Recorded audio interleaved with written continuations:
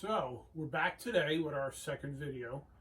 Now I was originally going to weigh everything. I ordered this scale, and of course the way shipping is these days, the scale didn't come in. So we're going to work on the Ironhorse project bike here for a little bit.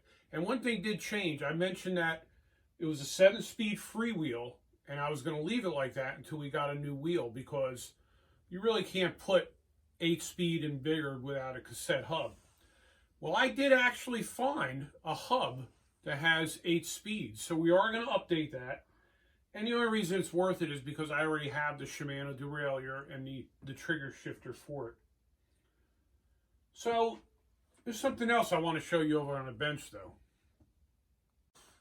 So these are some of the parts that we actually did get in for the bike. This is the freewheel sprocket, and it's actually an 8-speed. And the thing that's nice is 7-speed is 28 tooth, just like the original, but 8-speed is 34 teeth, so you have a lot more hill climbing power. But then also, number 8 gear here is 14 tooth, whereas the original is 15 tooth. So he'll have more top end speed too. It was only a $30 sprocket, so it was worth doing because I already had the derailleur. Now these other things here, I didn't even know these existed. I found out about this watching a video on Wolf Tick Videos.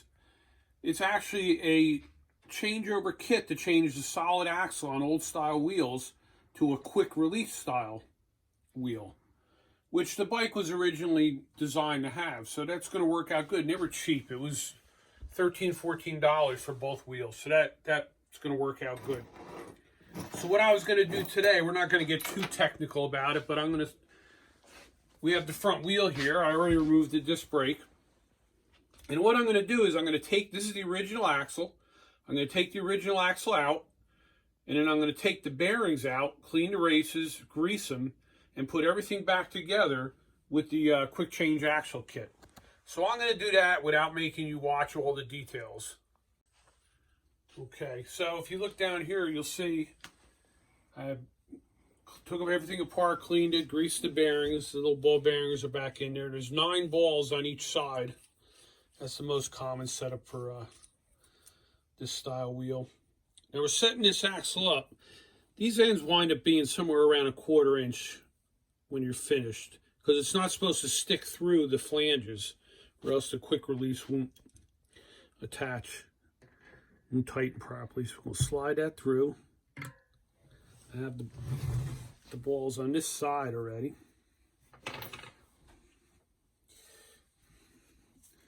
Already in and greased.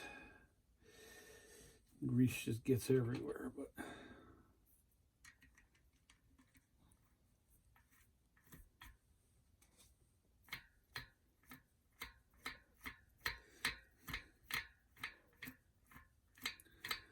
all right. So we'll stop here, and you'll see it when it's all together. Okay, so we got it all back together. I got the quick release quill in there, skewer they call it. I got the rotor bolted back on, and now we're going to go try it back on the bicycle, on the Ironhorse. Okay, so we're going to put the wheel up on here. Now the thing with the quick release, you have to adjust this a little bit here. You got to get it so it's tight enough that the wheel ain't going to fall off. It's never a good day when your wheel falls off. And there we go. And it's on there. So next time, we're going to take the wheels off. I'm going to take the disc brake caliper off. We're going to put some of the Avigo back together so that it matches this seat, fork, all that. And we're going to weigh them. My digital scale should be in by then. And I want to see how much weight we took off between the two. And we're going to weigh my Polygon, and we're going to weigh Tracy's new bike, and we're going to weigh the Kawasaki bike. And then that'll be when the scale comes in. That'll be for next time. But before then, I have a slight preview. I'm going to have my camera person go over to the board there. They're the new cranks from my 1x drive from my Polygon. So I kept the standard square taper. I didn't change the bottom bracket. But I have my fancy aluminum pedals and my chain guard I have a 36 tooth chain wheel coming. It's coming with my 11x1 drive.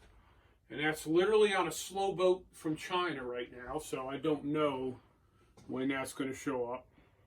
Right now, getting anything from China is a 2-month proposition. But it was to get the gear ratios I wanted at a decent price. That's where it had to come from. So hopefully, before long, we'll have more parts in and we'll do another video. Thanks for watching.